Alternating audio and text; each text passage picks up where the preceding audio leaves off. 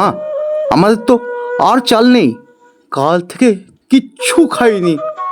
তুই কাজ না করে ভূতের গল্প নিয়ে পড়ে থাকলে খিদে তো পাবেই।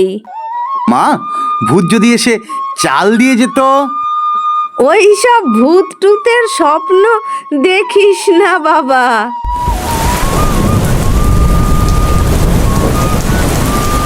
মা, জানলা বন্ধ করো, ভূত নাহলে চলে আসবে। যদি ভূত এসে যায়?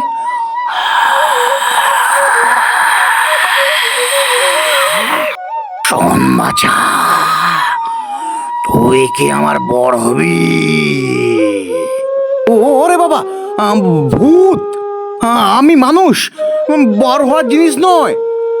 আমি ভালো ভূত, আমি বউ খুঁজছি। চল আমার সঙ্গে চল। আমি গরিব, আমি ভূতের বর হয়ে কি করব বলো? আমি তোদের অনেক ধন সম্পদ দেব, কিন্তু আমার একটা শর্ত আছে। আমি রাজি, কিন্তু আমি প্রথমে শর্ত শুনি, তারপর। আমাকে প্রতিদিন একটা করে গল্প বলতে হবে।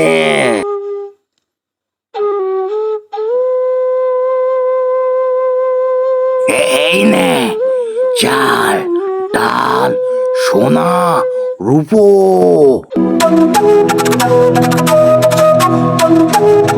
আগো, এত সম্পদ! গল্প বলি তাহলে। বোন, তুই যদি মজা না করিস, আমি তোকে বানাবো কুমিরের জামাই। ভূতের জামাই আর কুমিরের জামাই কথা সই কি? শোনো তাহলে, গল্প শোনো। একটা গরু শুধু হেঁচকি দিত।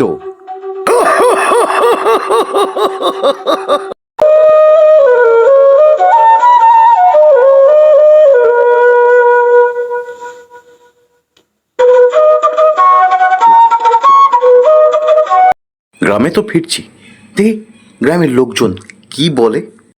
সবাই জানতে পেরেছে নিশ্চয়ই আমি ভূতের বড় হয়েছি। রঘু তো গরিব ছিল, শুনেছি রঘু ভূতের বড় হয়েছে। ভূতের বড় হলেই বুঝতে পারবে কত মজা।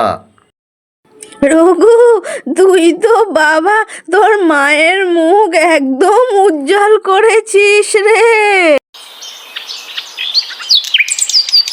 ভূত দাদা, আমি তোমাকে একটা পুতুল বানালাম। এমন বর পেয়েছি যে ওকে মানুষ বানিয়ে ছাড়বে। চল তোকে বিয়ে দিই একটা রূপসী পত্নীর সঙ্গে।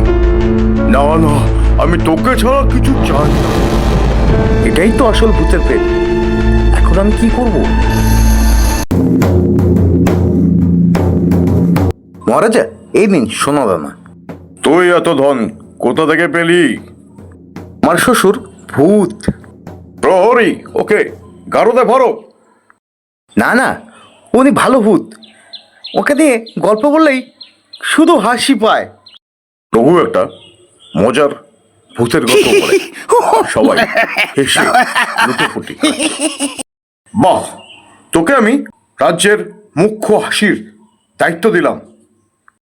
ও, আজ আমার সময় শেষ, আমাকে উপরে যেতে হবে। তুই আমার ছেলে, বন্ধু, দাদা, ভাই, বউ, সব কিছু। তুই আমাকে মানুষ বানিয়ে দিলি, এবার আমাকে অন্য কারো উপকার করতে যেতে হবে। যাও বন্ধু, একদিন দেখা হবে আবার। গল্প তো এরকম ভাবে শেষ হয় না। আসি বন্ধু, বিদায় বিদায় রঘু, বিদায়।